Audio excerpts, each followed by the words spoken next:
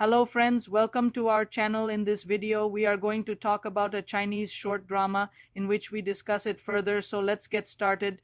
They say that some people are born into light while others are forged in the deepest shadows. For Chen Yi, life was never a choice, it was a sentence, growing up as an unwanted ghost. He carried the heavy stigma of being an illegitimate son, a secret shame hidden away from the world of power and prestige.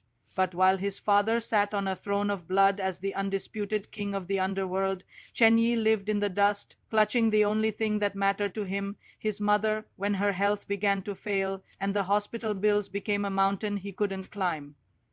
Chen Yi realized that his pride was a luxury he could no longer afford. To save the woman who gave him everything, he had to walk straight into the jaws of the monster who abandoned him.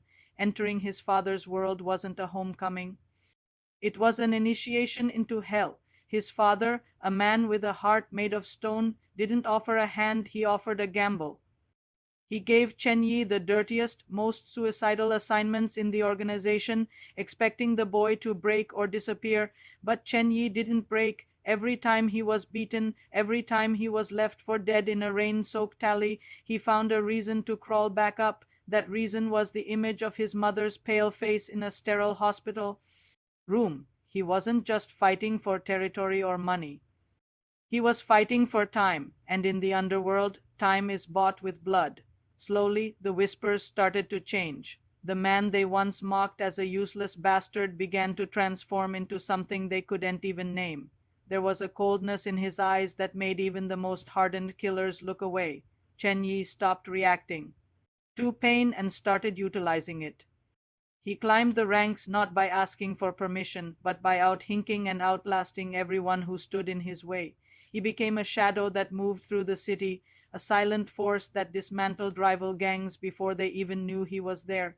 His rise wasn't just a streak of luck.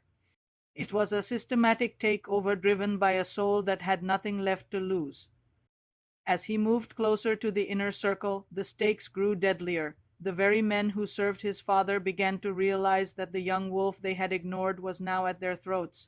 But Chen Yi was always 3 steps ahead. He learned the language of betrayal and the art of the strike. He didn't want his father's love anymore, he wanted his empire. He understood that in a world governed by fear, the only way to protect his mother was to become the person everyone else feared. The transformation was complete. The boy who once begged for help had become the man who dictated the terms. The climax of his journey wasn't marked by a crown, but by the silence that fell over the underworld when he finally took his seat at the head of the table. He had dismantled the old guard and replaced it with a new, terrifying order. The name Chen Yi became a legend whispered in the dark, a synonym for a power that was absolute and unforgiving. He had done the impossible. He had turned his father's cruelty into his own greatest weapon, from a discarded son to the king of the underworld. He proved that a man's beginning does not define his end. In the end, as he stood at the pinnacle of power, looking out over the city that once tried to crush him, Chen Yi remained a man of few words. His story isn't one of glory, but of survival at any cost. He traded his innocence for his mother's life, and in doing so, he became the ruler of a world that once refused to acknowledge he even existed. He is the reminder that the most dangerous man is the one who starts with nothing, because he is the only one who knows exactly how to take everything.